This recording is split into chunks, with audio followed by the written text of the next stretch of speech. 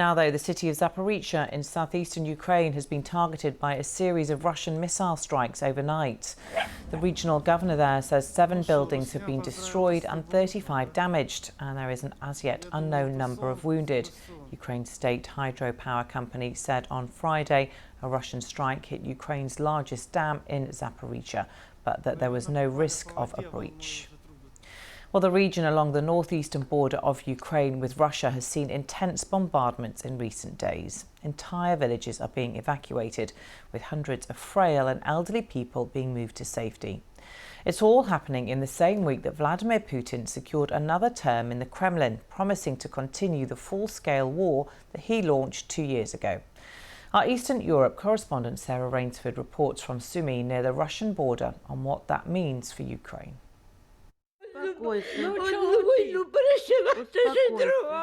Nina has just lost everything she owns. They all have. Ukrainian pensioners who've been forced to flee Russian bombardment and abandon their homes. Nina's pain is felt by everyone here. Villagers were evacuated under fire by police, urging them on to safety. Some had to be carried across bridges already bombed. This is Sumy region, on the border with Russia. The police video shows whole streets there, destroyed in airstrikes. So the first thing I hear at this temporary shelter is a plea for help for Ukraine's soldiers.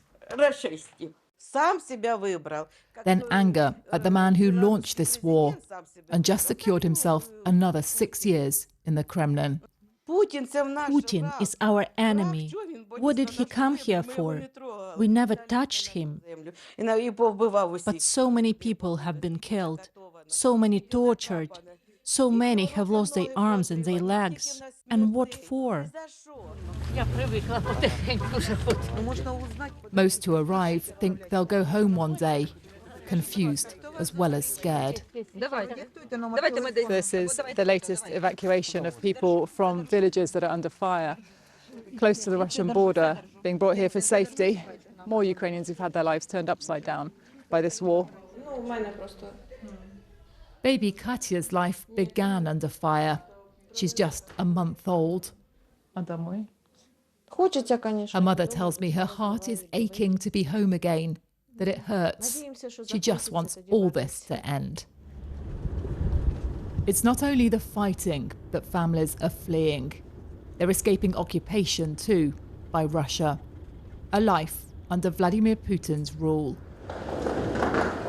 Zoya and her husband travelled 3 days to reach Sumy, from a village now full of Russian soldiers. Everyone coming from occupied territory gets a security screening by their own country. Then finally, Zoya can tell her children that they're safe. She tells me she left because life under Russian control scared her, and it crushed her spirit. As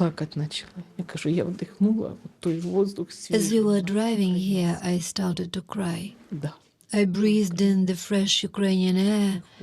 Yes, we are Ukrainians. We want our country to flourish, for our children and grandchildren to live in peace. I'm sorry.